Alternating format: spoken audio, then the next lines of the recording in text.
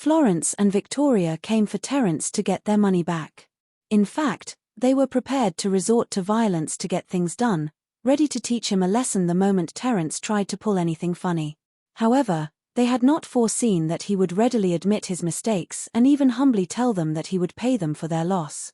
For a moment, both of them were unsure if he really was a swindler. Could it be possible that Terence was indeed innocent? If you truly are a victim too, Terence, where would you get the money to pay us back? Florence was doubtful. Indeed, I do not have the money right now, but I can borrow some from people around me. Terence sighed before he continued, I've got some connections here in Millsburg, and I have plenty of friends. Did you see those people who were here with me earlier on? I invited them here for a meal so that I could borrow some money from them to pay you your loss. Florence and Victoria were moved by his words.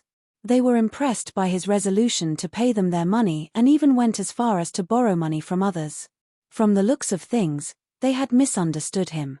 Have you gotten any money from them yet, Terence? Victoria mellowed down and asked cautiously. I have, and it's just enough to cover your loss. Terence nodded. Well, we're not in a rush to get the money back. You can take your time. It's good to see that you're fine. Victoria smiled sheepishly. Yes, that's right. We were too impulsive and misunderstood you. Please don't take it to heart. Florence quickly added. Oh, it's all my fault. I'm the one who's brought you trouble. A man should make right what is done wrong. I'll transfer you the money now. Terence took out his phone and was about to make the transaction. Hey, we're all family. What's the rush? Florence smiled radiantly at him. My bank account number is 622700030. Wait a minute. Terence suddenly stopped midway through typing in his password and pretended as if he had just thought of something.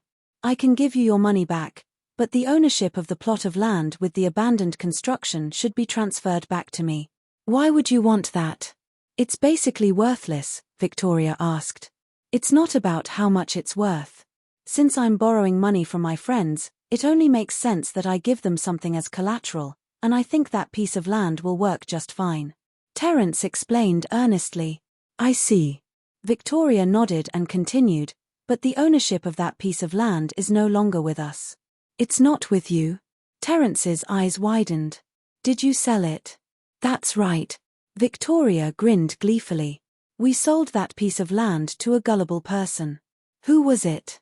Who was the one that bought it? Terence leaped out of his seat anxiously. Damn it.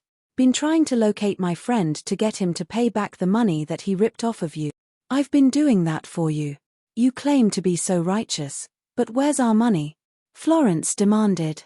She wasn't going to believe his big talk anymore. If he did not return their money, everything he said was as good as trash.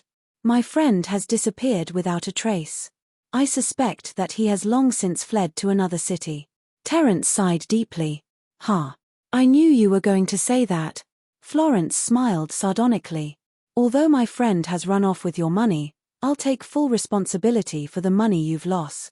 He declared righteously with a resolute demeanor. Everyone was taken aback by his words, and they all had an astonished expression on their faces. It was beyond their expectation that he would take responsibility for the matter, as they thought that he would deny everything. So, what you're saying is that you'll pay us our money?